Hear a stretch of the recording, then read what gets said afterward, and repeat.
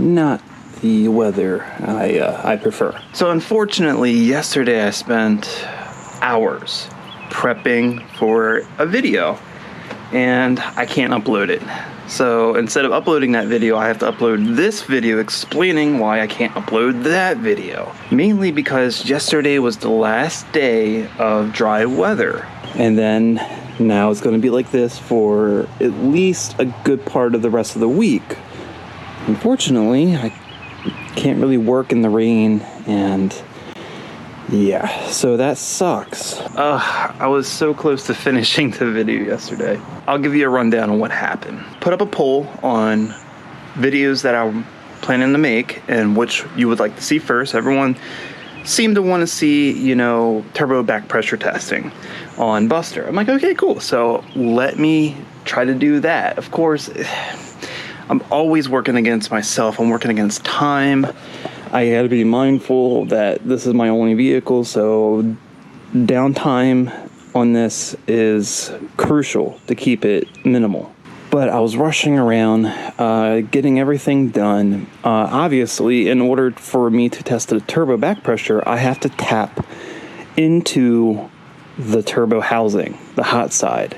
That in itself takes some planning and thinking on how and what to use to do it, because once I drill into it, it's irreversible. That's it. It's done. So I had to think about where I wanted to place the fitting and everything. So I'll use some of the video that I got here to at least illustrate what I did.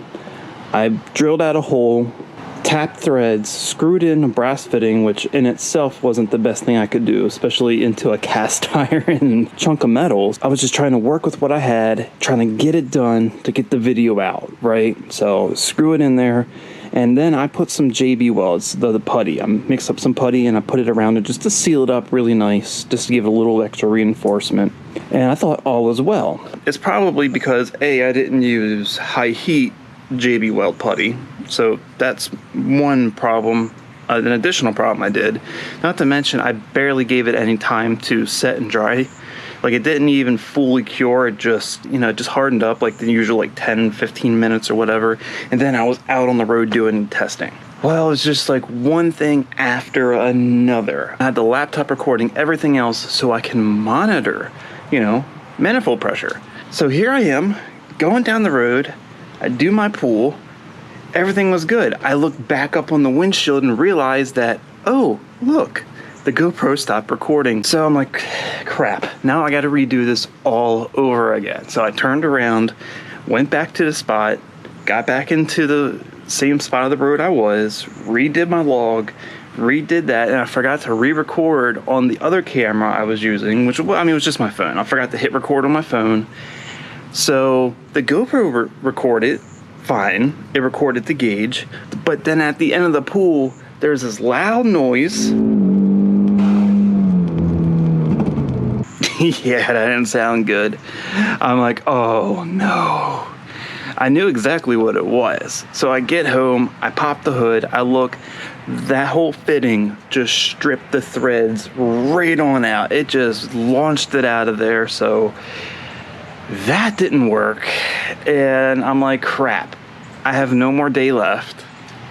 I can't redo this now. It is hot as hell. At least I have some data, right? Even if the video is all screwed up, at least I have data. I can finish the video.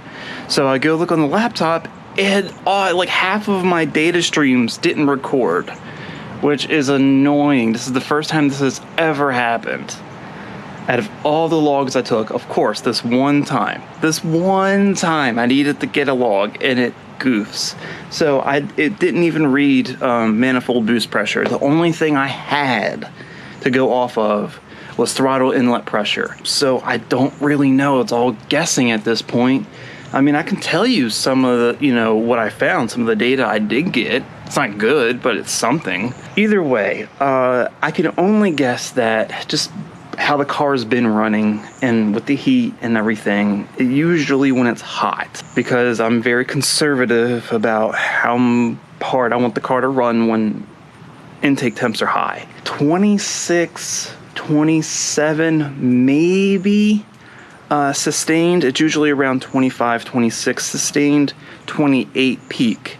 just going off that, I really don't know what to think. I don't know exactly what it was during that run. We can take that and move forward. We look at the gauge that I had going to the manifold, and you can see as I go into it, it kind of like spikes a little bit towards 40, but then it levels off. I don't know if that's a true spike or if it was just, you know, it's a Harbor Freight gauge, so it's not super accurate. And if it's just, you know, I don't know if it's just the pulses in the exhaust messing with it, but it did level out around 35 psi as the car was up in RPM. So I know when the car loads in, that's when I'll get my peak boost around 28. There was a peak of 28 psi on the intake. Looks like there was a peak of, you know, maybe 37, 38 psi on the exhaust. So 10 psi difference, which isn't terrible.